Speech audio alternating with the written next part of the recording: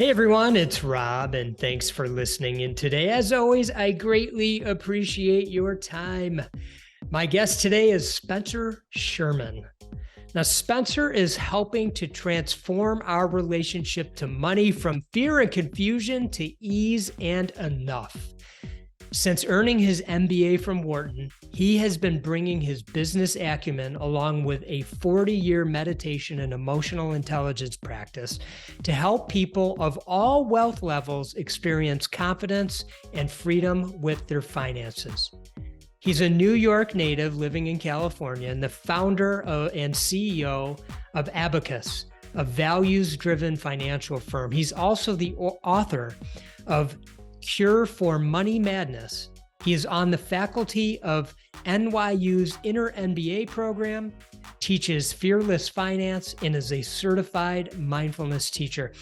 Now, during our conversation, we discuss our relationship with money.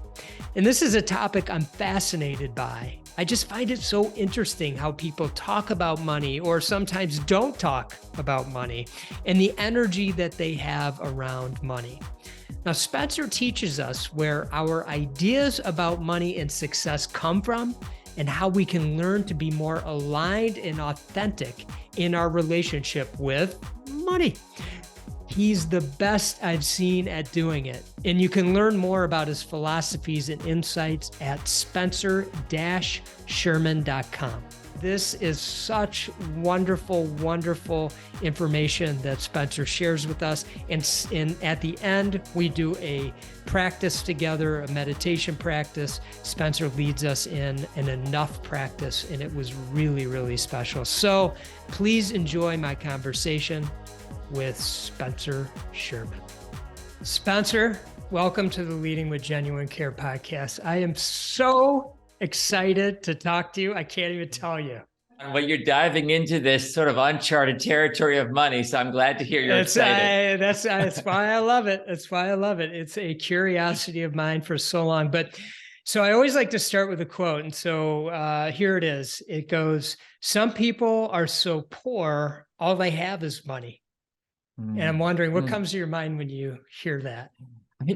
Well, the first thought was John D. Rockefeller. He was the world's first billionaire. And when the journalist asked him, "Can you give us the definition of enough, given that you have so much? There must be an enough number." And he responded, "Just a little bit more is the definition of enough."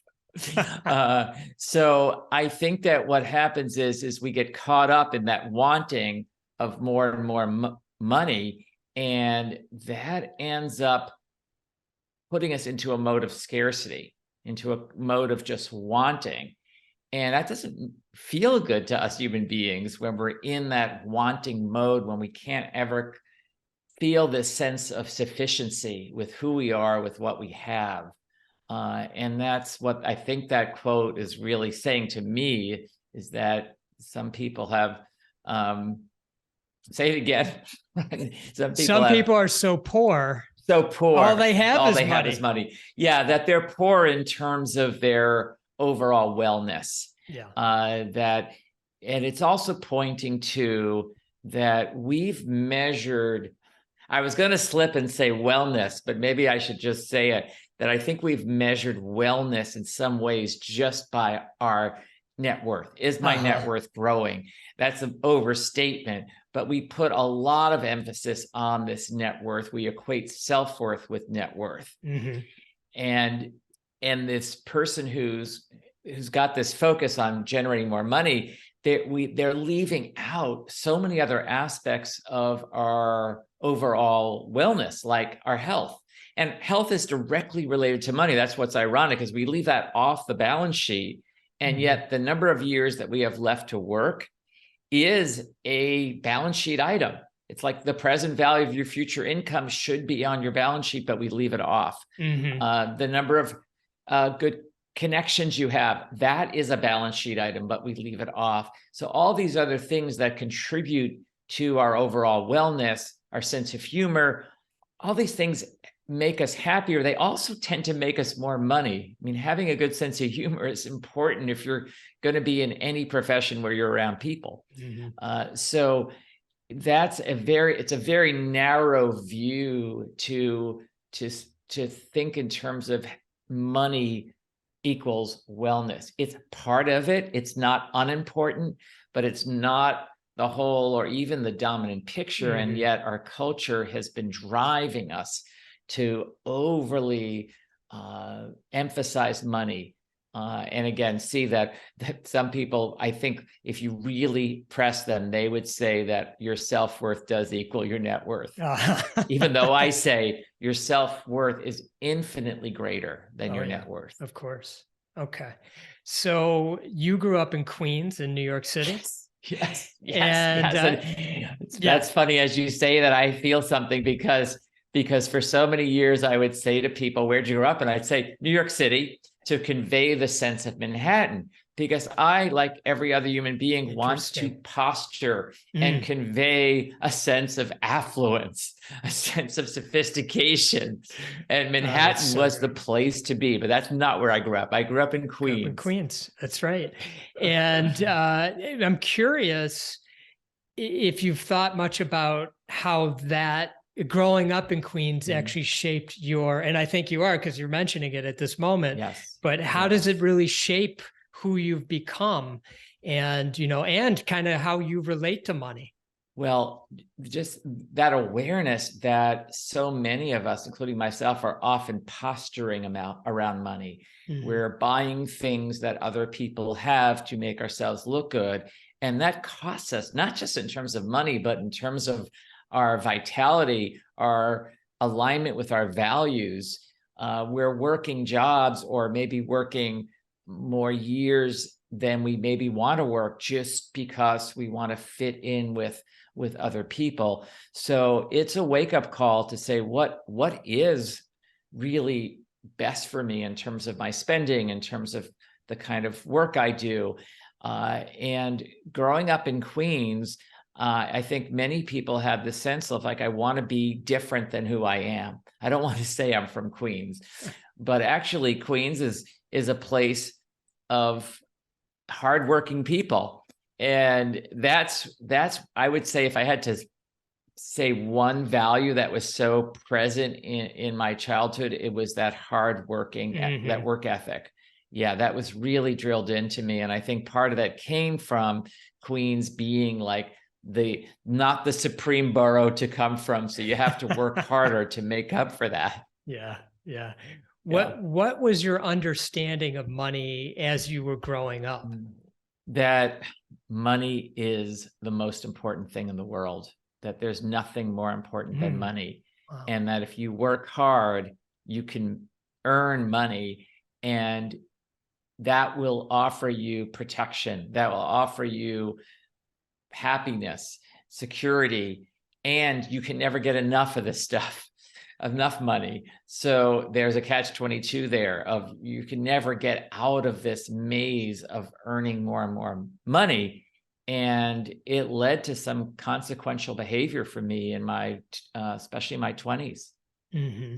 So just going back to the growing up part, and then I want to come to your 20s.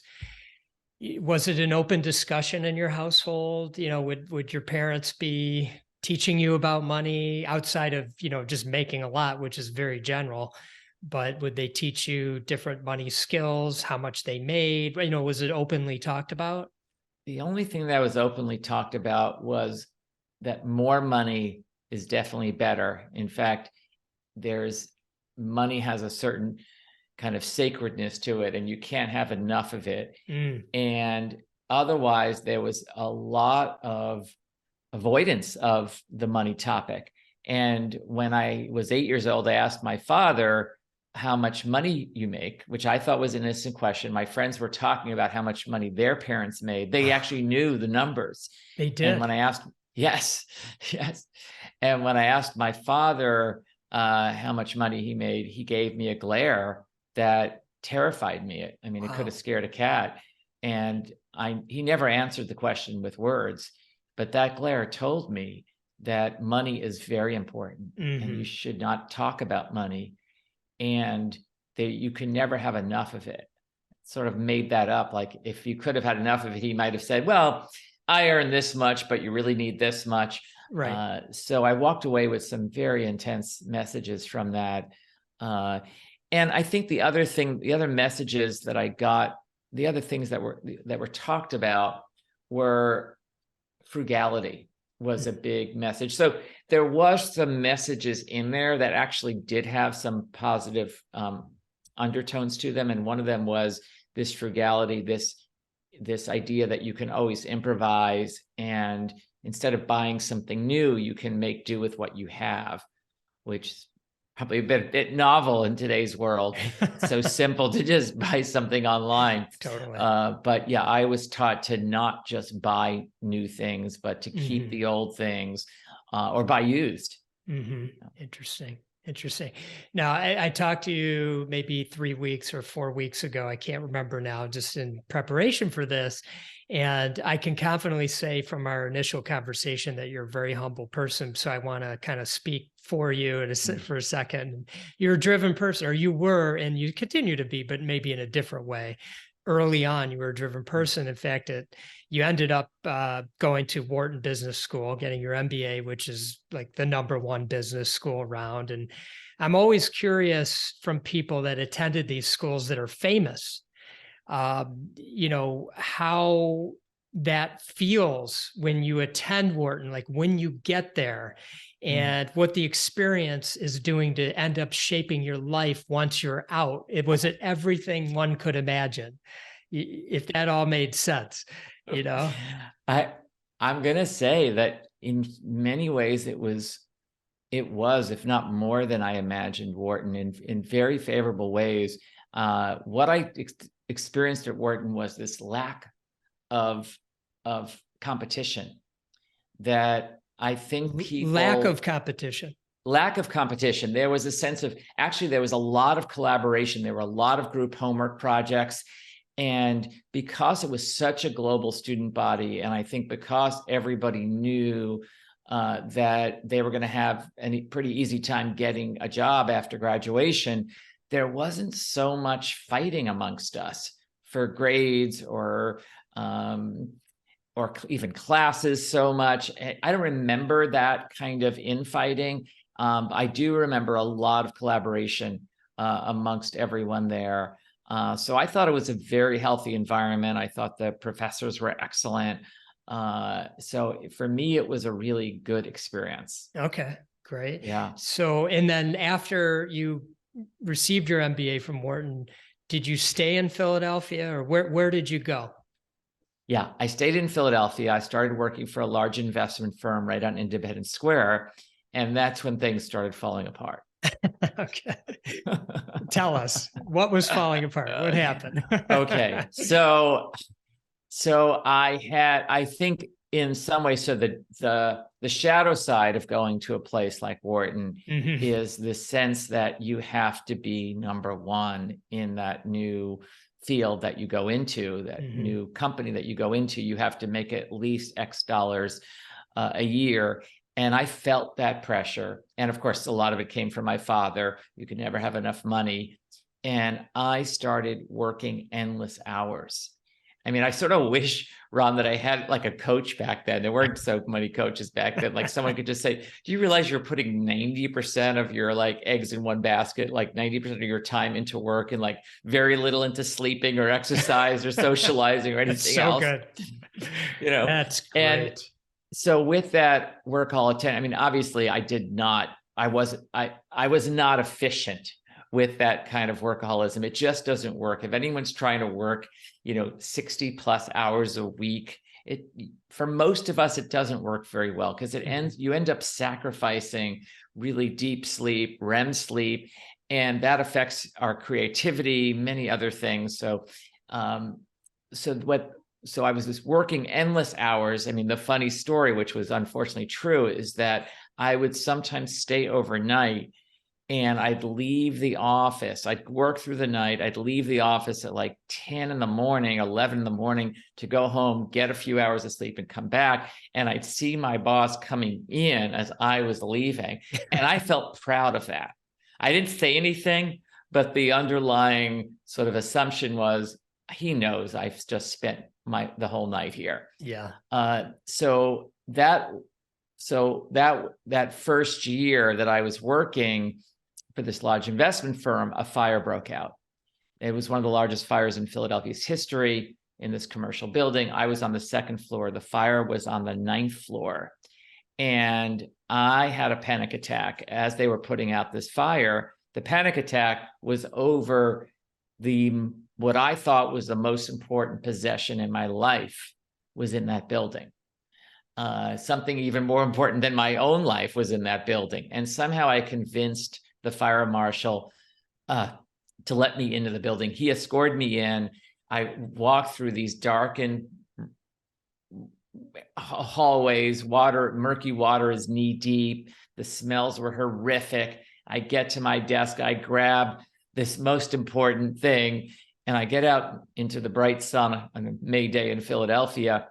And I discover that what I thought was so important is now my worthless computer that contained, all my client files and everything. But of course, all that stuff was backed up. But this panic over that my whole life was in the material world was that if I didn't get that computer, I wouldn't have my client files. I'd lose my clients. I'd lose my income. It was just so irrational, of course, to risk one's life. I mean, I was risking electrocution, asbestos, all kinds of things. Jeez. So that was a huge wake-up call. And it was the lightning rod for me to do a 10-day silent meditation retreat, which sounded so crazy to me. But I also felt I needed something big, and I'm a sucker for challenges. Right. You're driven. If I'm doing a retreat, it's going to be 10 days, not 3. Exactly. And silent all the time. Sign me up for that. Yeah. Okay. So were there insights that came out of the retreat where you changed some things in your life, or was it a slow transition? Like, what exactly happened after that? I had experiences on that retreat of having a sense of abundance, of having this sense of being wealthy, of having the sense of enough for the first time in my life. And I had nothing. I didn't have my computer with me, my phone. I didn't have books with me. I didn't have even a nice room. I had a very small room with very simple food. So nothing materially with me. And yet I was happy. I was satiated. And that was like, wow. So I don't need all this money to be so happy. And I realized, well, maybe I need money to pay some bills, but the money itself is not providing the happiness, because on this retreat, in the simplicity of that retreat, I felt more energy and alive than I've ever felt in my life. Mm-hmm. So, and just before we move forward, I want to ask you this, understanding that and the simplicity and realizing you had everything you really needed. Did that change in any way, or does that change for other people, their drive to a certain degree, or their thought process around accumulating wealth in this, in the form of money or things? In other words, is it one or the other? Does the path of simplicity lead to one letting go of the pursuit of money? Yeah, yes. Mm-hmm. I think that one can still pursue money because money's necessary, but there's not the same grasping of it. And here's the irony, is that what I've discovered in working with many, many people over the last 30 years is that when we're no longer grasping for the money, it often flows more freely to us. We have a tendency to make as much or more when we're not in that striving mode. So I do think that's what, in many ways, is what happened to me. That retreat was helped me do a course correct and tampered my hours down to a human level. It didn't totally change my beliefs about money being so important. It did for a little while, but it was actually further work that I did that I think really helped dissolve this idea that money was so important, or more important than anything else. Okay. So as you started to make this, or as you had this new thought process, is this a time where you left the role you were in or the job you had? Did you start to make a change professionally? And what was that? Yes. So the big change is a friend had been pushing me to leave the large investment firm and go out on my own, and I couldn't do it. And the fire and the meditation retreat were the kick in the pants I needed. And that got me to turn my sunroom. I enclosed my front little porch into a sunroom, and that's where I started working. And that was the launch of the company that was Sherman Financial. And the timing was impeccable because very few people, especially in Philadelphia at that time, were doing fee-only planning. And what I mean by that is not charging any commissions, not being biased, not selling any products, of just sitting down with someone on an hourly basis and offering them a consultation about what their options are with their finances. Mm-hmm. So that timing was very helpful for me. Mm-hmm. And it's been successful. You have a wonderful company now called Abacus. Did I say it right? Yes. Abacus. Yeah. Abacus Wealth Partners. Yeah. So in 2002, I merged with a friend of mine in LA, and we became Abacus Wealth Partners with offices in Philadelphia, Southern California, Northern California. Mm-hmm. So you followed your passion, you got your life more balanced to a certain degree, and it actually led to more prosperity in a holistic manner. Yes. And it takes something, because, the usual thought is that, well, if I start my own business, I have all this freedom. Well, you also have the freedom to work 90 hours a week. Yeah, that's right. Because you're your own boss. You might have a sense of that. So it took a lot of awareness of really being aware of how is working on a Saturday or Sunday or working till 8 p.m., how is that affecting my overall wellness? Because that's what I feel we all want to maximize. If your wellness is maximized, and it's not from working 0 hours. I mean, I'm also clear on that. I mean, I was just on a vacation in Costa Rica, and while I was on vacation, it was working a little bit because I love my work. Uh-huh. So it's finding that right balance so that you're thriving. Yeah. And I noticed for me, I can still grind things out if I'm working 60, 70 hours a week, but that spark and creativity just isn't there. Yeah.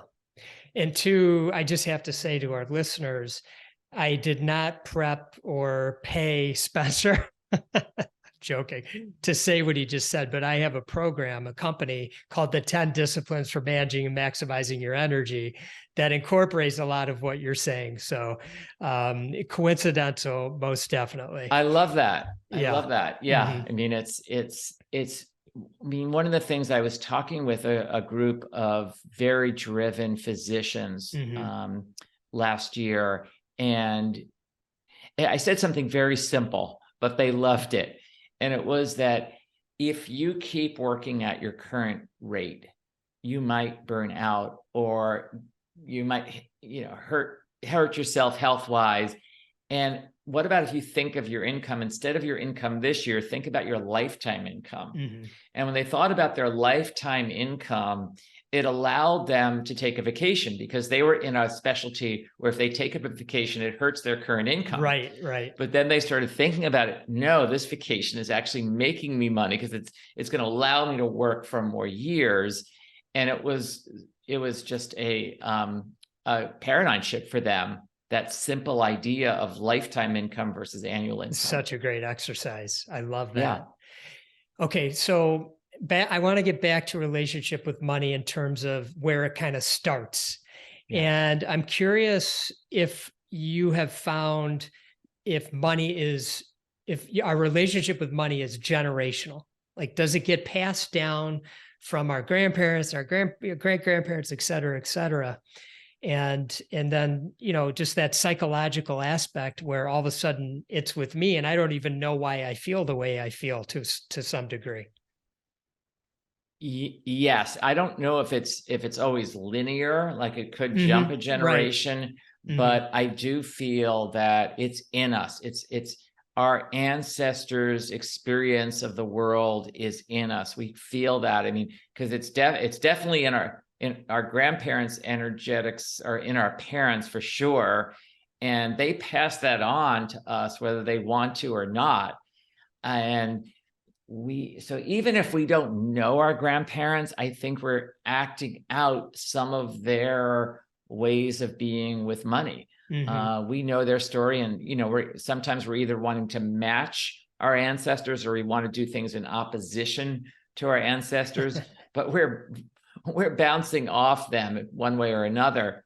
And the other thing is that the time that we're born into really impacts us.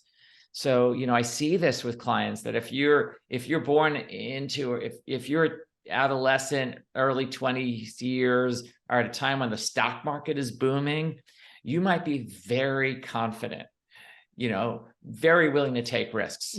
If you're someone who was born like in 1920, 1925, 1930, or maybe if I bring it more up to date, like you were born in 1990, for example, and you experienced the 2008 downturn when you were 18, right, you might have a very different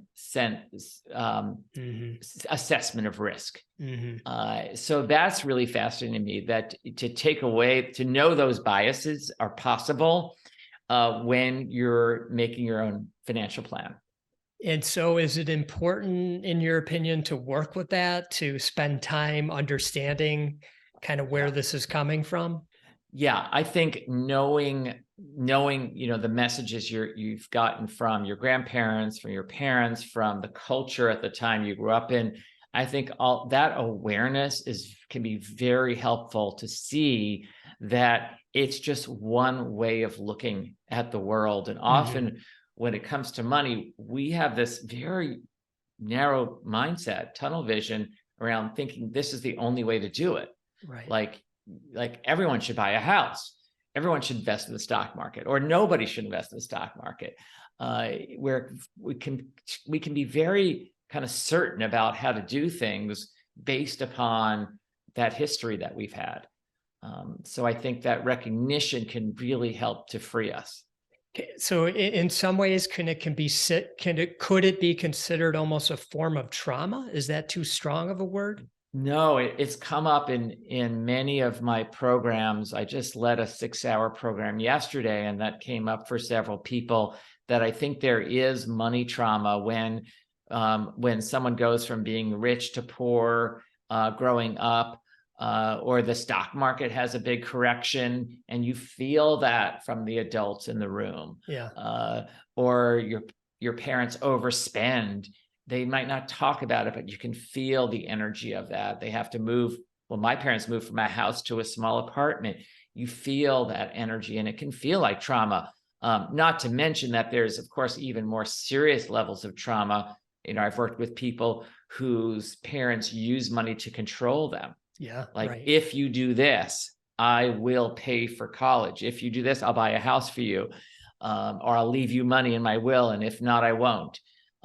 So there can be a lot of dysfunctional behavior around money. It's a great point. Okay, so if awareness is important of this, and you say it is, I went through, so to the listeners, Spencer has a really wonderful online course, and we'll put the information in the show notes, but it's spencer-sherman.com. Isn't it? Is there a dash? Spencer-Sherman.com. Yeah. And then right on the website, you can find the course, and it's great. I really loved it. I went through the whole thing, and you do a practice during the course, a money awareness practice. And I'm wondering if you can kind of share what it is and how it could be useful. Maybe you could even take us through it. Sure. So the money awareness practice is about becoming aware of how we spend money, how we earn money, how we give money, and the feelings we have when we're doing those things. So for example, when I spend money, there's often fear that comes up, especially when I'm buying larger ticket items. It's not necessarily rational. I might be able to afford the $2,000 refrigerator or something that we want to buy, but in the store, buying that appliance, that bigger ticket item, there's all of a sudden, it's like I'm reverting back to childhood, this fear that I'm going to run out of money. Yeah. And I feel my heart racing, my breath gets shorter. I just want to either buy the thing very quickly or leave the store. It's very hard for me to just take a breath and ask the right questions to buy the right refrigerator or the right car. I just want to get it done with because it's uncomfortable. That's great. And I'll admit that it's happened even on smaller ticket items too. I have to be honest about that. It's happened sometimes that this is how weird money can be, that the emotions take over and it's not based on reality. Mm-hmm. And that's why I often say that one of the things that I love about this field of money is that it's the only field where a beginner is not only can do better than an expert, but is, in my opinion, likely to do better than an expert.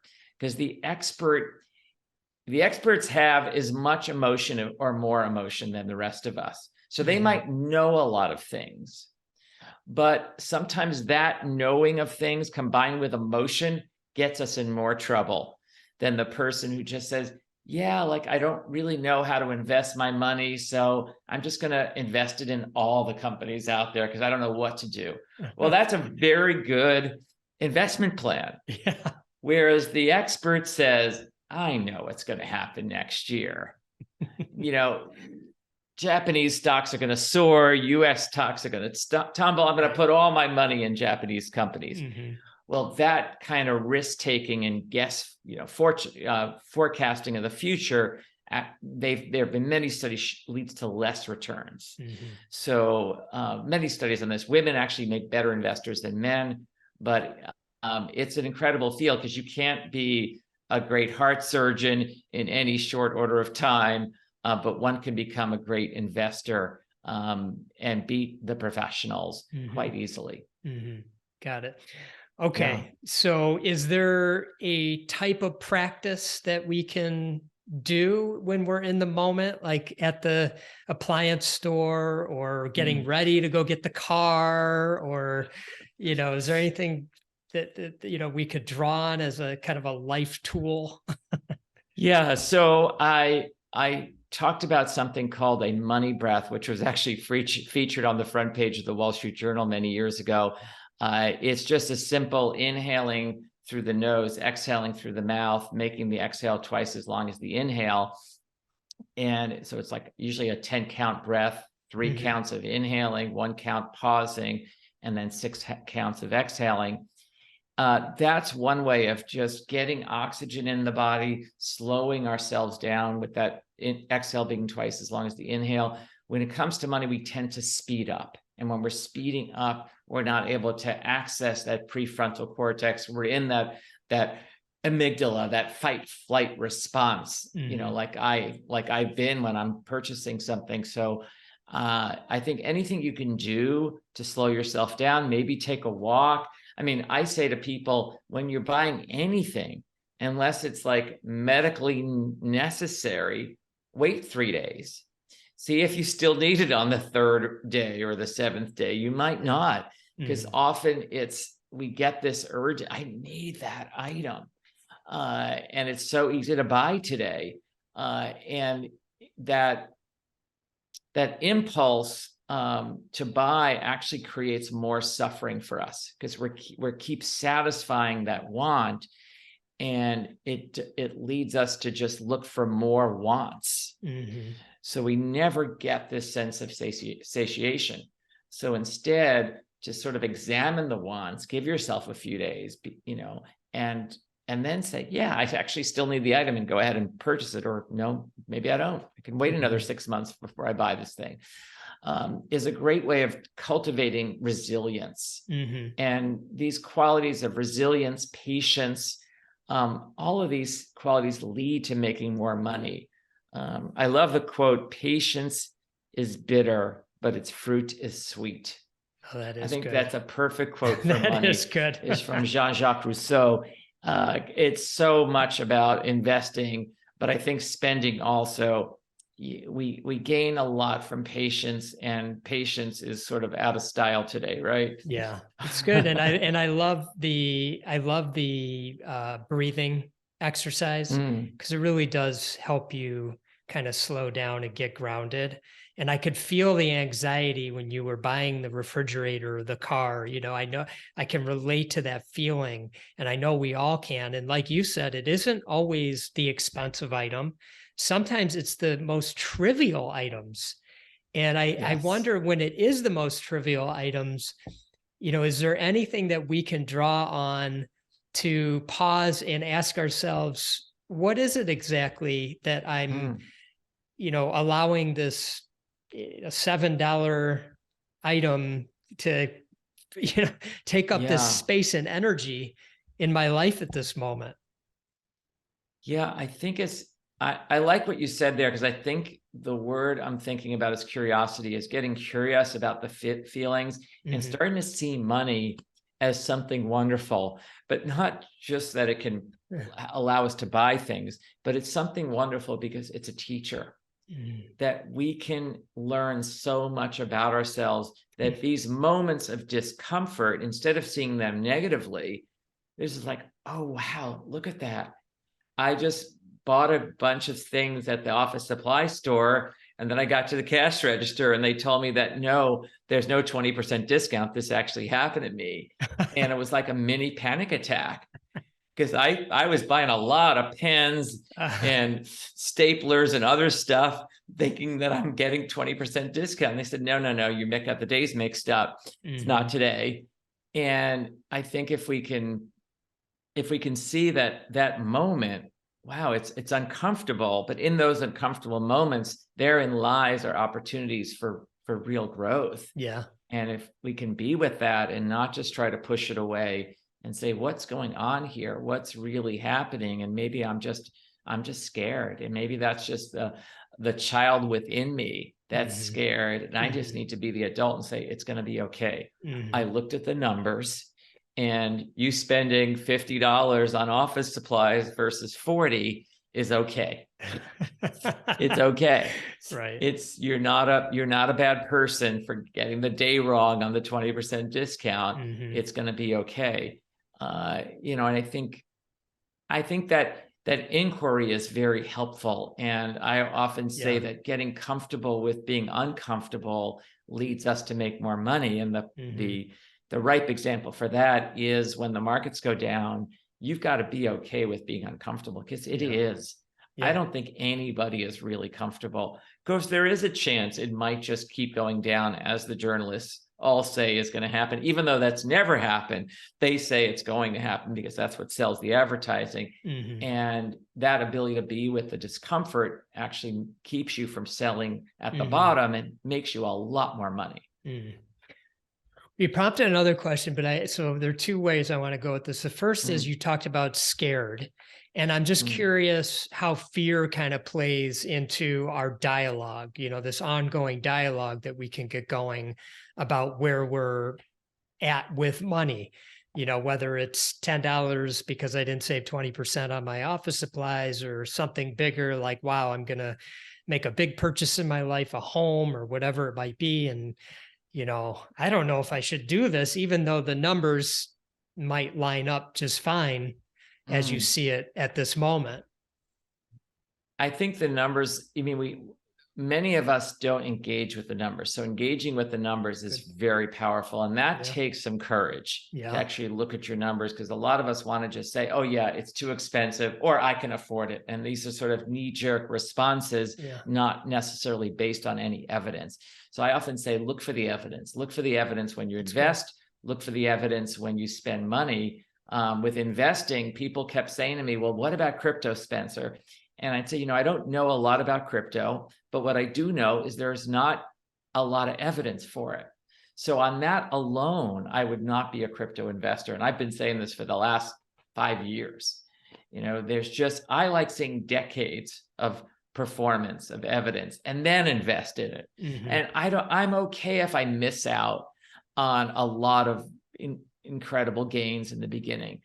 You shouldn't need to make those gains. If something is really a worthwhile investment, it will continue doing well 5 years from now. So that's one way.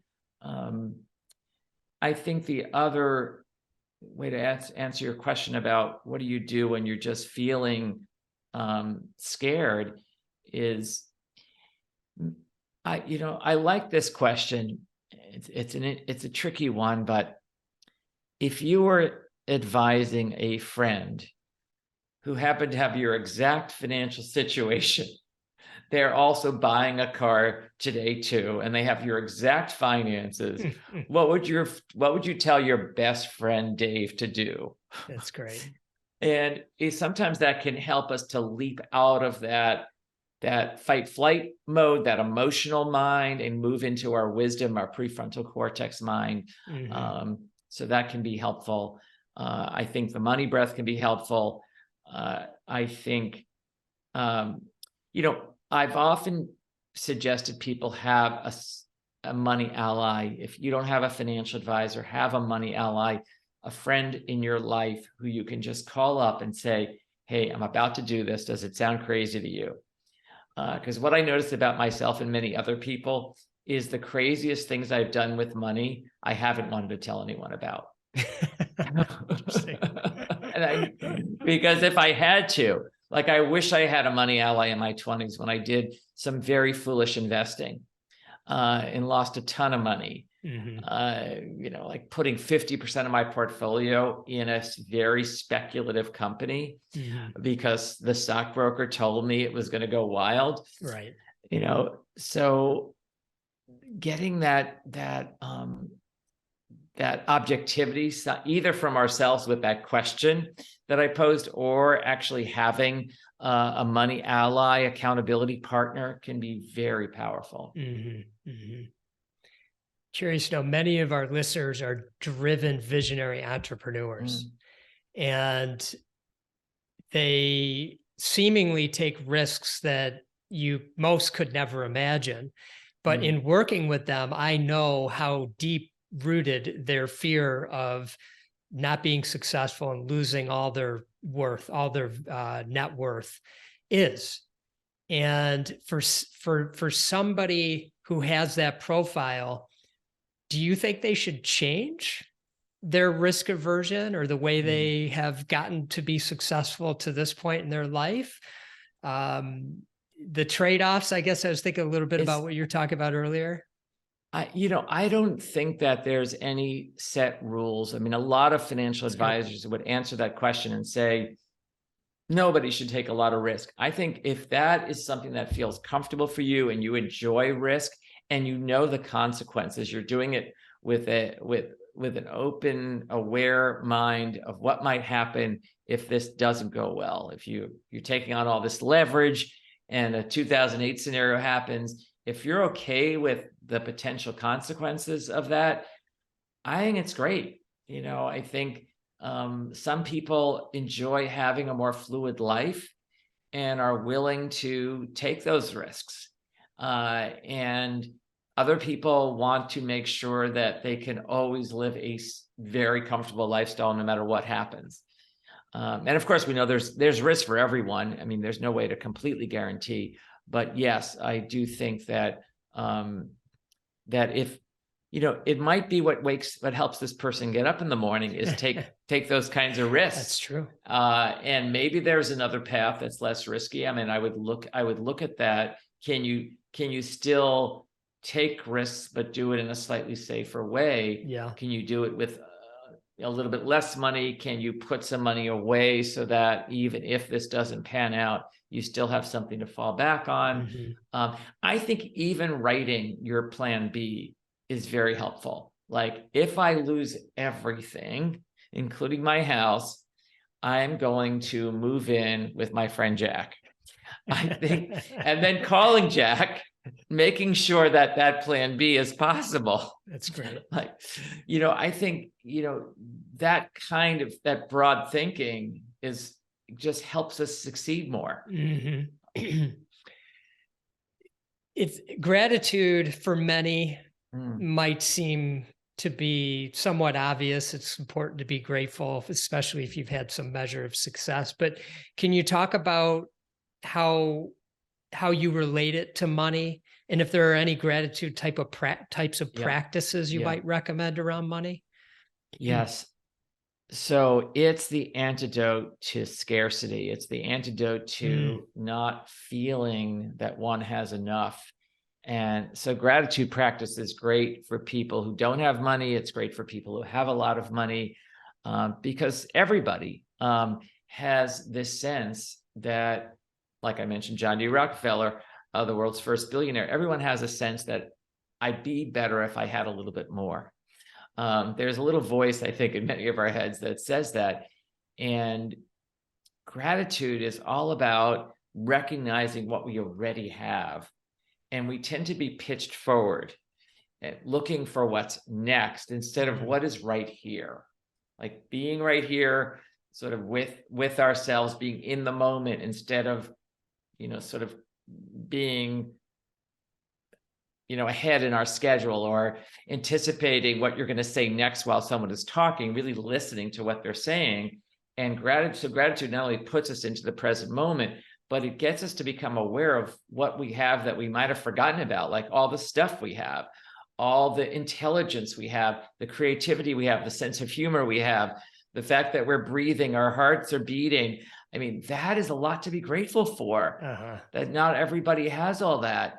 And the connections you have, the time you have, those things don't get measured and appreciated. And that appreciation does something wonderful for our brains. It kind of takes us out of that fight-flight mode, that scarcity mode, and puts us into this sense of enoughness. And that place of enoughness is powerful. It's liberating. I mean, you could call it a place of, I love the word equanimity. It has like a nice ring to it, but it's this place where you're okay with things as they are. And when you're really okay with things as you are, you can have anything. You can have everything. It's still fine to have intentions, but you're not attached to the intentions manifesting. And the intentions are more likely to manifest when you're not attached to them. So it's a beautiful place to be. You think about the best sports players, when they're going on to play, they're not in this tight grip of, I have to win this game. They're at ease. They're relaxed when they're going to have fun. And I think we'd all like to show up in our work world having fun, being relaxed. That's when our creativity gets turned on, and not needing to hit a home run every time we get up to bat. What about, in this, I think this is universal, but let me just apply it to entrepreneurship, envy. Seeing this person over here and they're so successful and I'm not, and, or competition or things of that nature. And, how do we work with that? So I'll say something about envy. And also you asked me about a specific gratitude practice. I would say to recount an experiences that you've had in your life that you're grateful for, and to actually relive those experiences. As you're recounting them, to relive them, it actually gets the gratitude into the cells of the body. It actually kind of it awakens something in us when we actually kind of relive that experience. Like in your mind's eye, relive it. Like, closing your eyes, imagining it. Imagining that you're at the beach swimming yesterday, and you're just imagining you're reliving the swimming, the feeling of the water, the smells in the air, all of that you're grateful for, that you had that opportunity to do, reliving that experience. adds even more benefit for that gratitude practice. Mm-hmm. So, and also the other thing I'd say about gratitude is you've got to do it with sincerity, because some of us have this way, and I have this way of making long to-do lists, and I'll do my gratitude practice, another checkbox. It's great. Do it when you're feeling called to do it, but I'd say do it a couple of times a week if you can, but try to find times when you've got some momentum for doing it, because that's going to make a huge difference. Much rather someone do it once a week for real than every day, and it's just a matter of checking off the box. So envy, comparison, this is a big hindrance to us being successful, to us being happy. And the sort of hack that I've come up with for it is counterintuitive, like a lot of my recommendations are. And this one is and that's to wish the person even more success, which sounds crazy, but I did this practice for somebody that I envied. I wanted their life. I wanted their meditation practice. I wanted their New York Times best-selling books, because my book didn't make the New York Times bestseller list. I wanted all that. And every time I hear of the success from him, I'd be like, oh, like, can't the light shine a little less on him and a little more on me? That's great. And finally, I started thinking about this practice of wishing wellness to another. And I just said, what if I did this for him? And I started the practice, and it felt very contrived at first. Because it's like, why am I wishing him what he already has so much success and wellness? But I just kept doing it. And then it started coming out with sincerity. And it took me about 6 weeks of about a 5 to 10 minute practice every day, but it shifted. I was able to hear about his successes, and there wasn't that envy, that tension within me, and it freed me up, I think, to become more successful myself. It's kind of a yucky feeling when you're focused on other people being successful, but it is a human tendency, and I have had it in me. And so much less of it since I've taken on this practice. So whenever I see someone who's got something like a house I want, I just wish them even more house, more success, more wellness, and it kind of turns it upside down.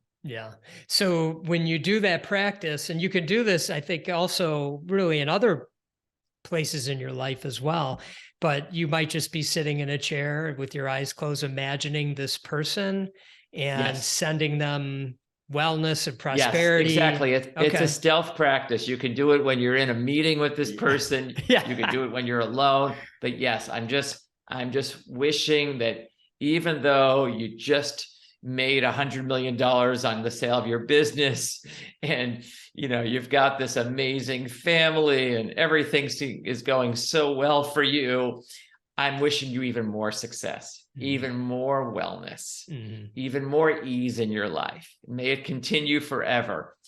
And that is so antithetical to how I grew up. I think how a lot of us grew up with this idea of a zero-sum game, right? Which allows for competition and me to kind of dislike someone who's taking a piece of the pie that I need. And it opens up for, there's a very big pie out there. The pie can get bigger if I think creatively. And me having these negative feelings towards someone is actually a subtraction from my life. That's great. I love it. Okay. In our remaining time, I read, I'm on your email list, and you shared this great story about a taxi driver in Dharamsala, I think you were, in India, and you were there recently, I think at the end of 2022. And you were there to meet His Holiness, the Dalai Lama, which I want to ask you about as well. But can you share the taxi driver story? It just really is so wonderful. And it's verified, because I was with a friend, and so we're in this taxi, and he tells me it's going to be $2, and we get to the destination, which was only a couple of miles away. And I then go to pay him the $2, and he says, actually, he said it was going to be $3. We get to the destination, I give him $4 for a $3 ride, like $1 gratuity. And he says, no, sir, only $2. So not only is he not accepting the gratuity, but he changed the price to a lower number. Leaving that aside, Yeah. it just jolted me in a way. I don't want to make too much of it, and I'm certainly not saying that taxi drivers or anybody else shouldn't take gratuities. Of course. But the whole possibility of saying to someone that I have enough is just a beautiful contrast to the way I was raised, or the culture that of a lot of Western culture is about more. And it just gave me a pause, like, wow, what would it be like to just go for enough more in life? That I've started trying to end meetings a little bit before the top of the hour. So I've got a little more spaciousness in my life. I'm not pushing things so much, being okay with, finishing work and getting home on time instead of, risking that I'm going to make every green light on the way home. It's that kind of energy that I think we all want in our lives, but it's hard to do because the current is so strong to just keep pressing. And this guy was so relaxed, and he says, no, you don't need to give me that much. And it was like, wow. And what I understood about the Tibetan culture is that it's very much this culture of not going for more. And, certainly the Buddha talked about that greed or grasping for more is the thing that causes us the most suffering. And I'd add, in the long term, hurts our finances, our business success the most. Yeah. That you can get away with it for a while, but eventually your colleagues are going to sniff that out in you and aren't going to want to hang out with you and work for you, and et cetera. It's the most generous people that we really want to be around. Right. And he was displaying a sense of generosity back to me. It's beautiful. It really is. It evokes a feeling of humanity in a sense when you tell this story and when I read it. And I'm curious how the meeting with His Holiness came about, and if you were with a group or how that all took just what were you there for, and if you had the unique opportunity to actually meet him, did you talk about money? I'm not suggesting you should have, but I was just curious. I did. Okay. So I did not, I was not able to have a private conversation with him. There was a room full of about 100 people. I was there with the Mind and Life Institute, which does this scientific research on the benefits of mindfulness meditation, which His Holiness the Dalai Lama supports. Right. And Richie Davidson from the University of Wisconsin-Madison he's one of the lead researchers. He was there along with a number of other scientists. And we spent 2 days with the Dalai Lama. The rest of the days were just let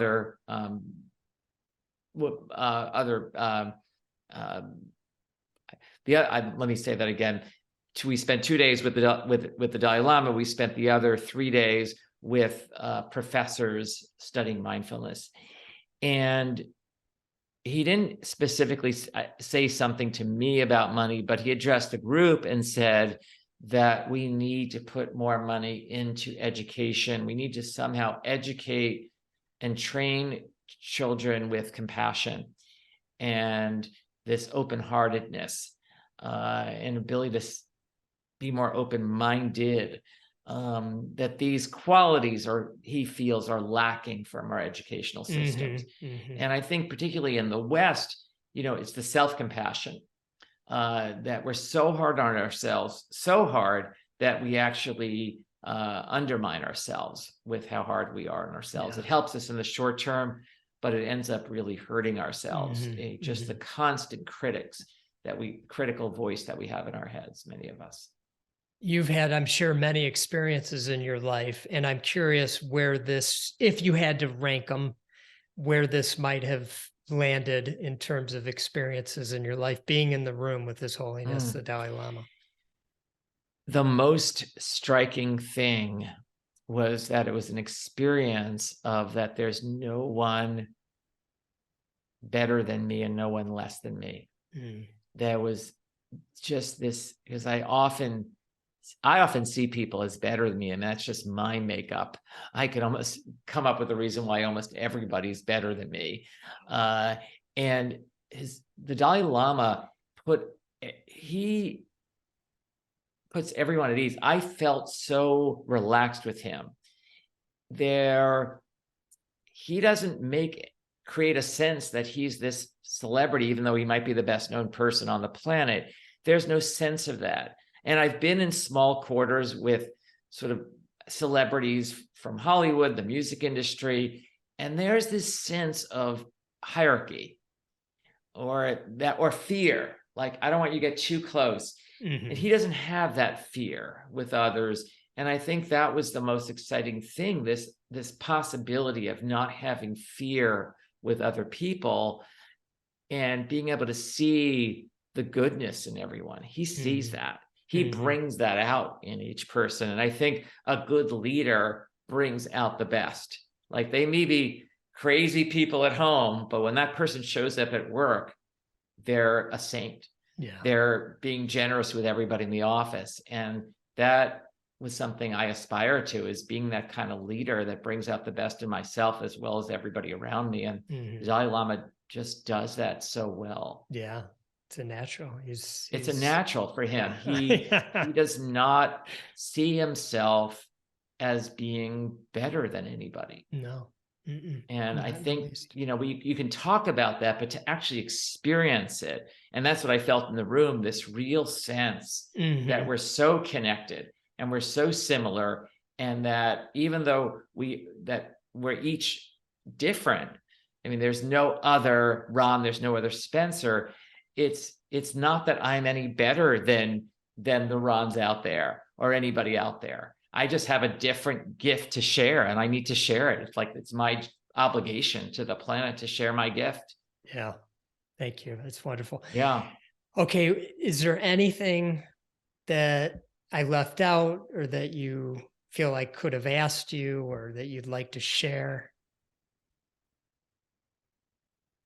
So along with gratitude and this idea of enough, the other thing that helps us move to that place of enoughness is generosity. And I'd say that it could be generosity with your time, with a smile, your presence, resources, as well as money. And it doesn't even matter so much how much money, but often people think of generosity as just with money. And we forget that cultivating a mindset of generosity, a mindset of gratitude leads to a mindset of enoughness, which in my experience leads to a life of success and wellness and ease. Thank you for that.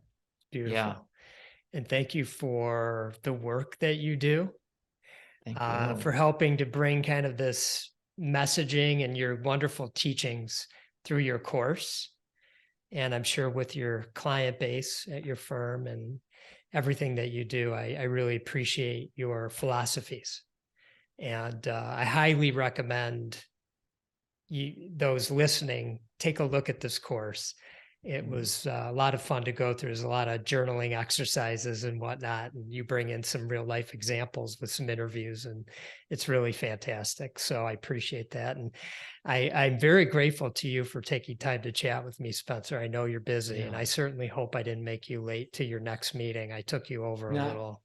Not at all. Not at all, Ron. And I don't know if you want to do a minute of practice on I would enough. love to. Yeah. Okay, let's do it. That. Yeah. Let's do it. So just letting your eyes close and softening the shoulders for a moment, feeling the feet flat on the floor, and feeling this presence with the breath flowing naturally, letting go of any extra effort, and feeling the enoughness of your presence.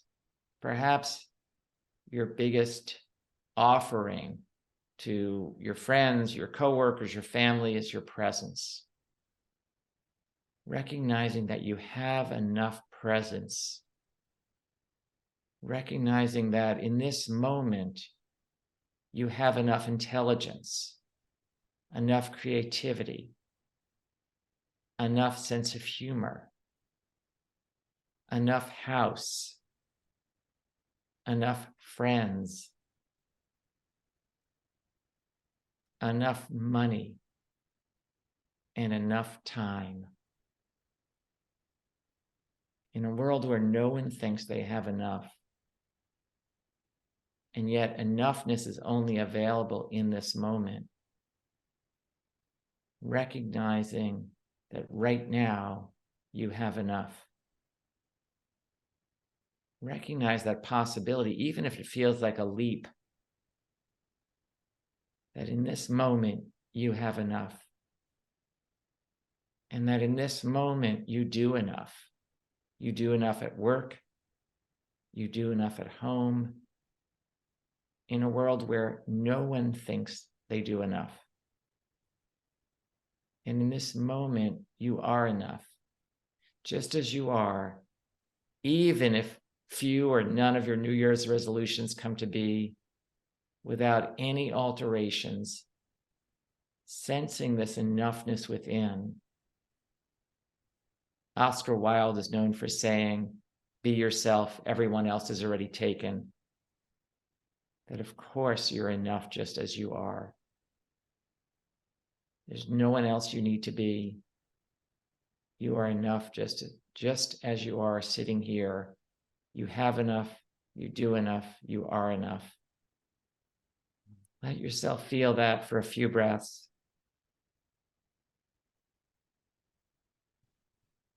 And bring this into your next meeting or gathering, this sense of fullness. And you can open your eyes as you're ready. Thank you, Spencer.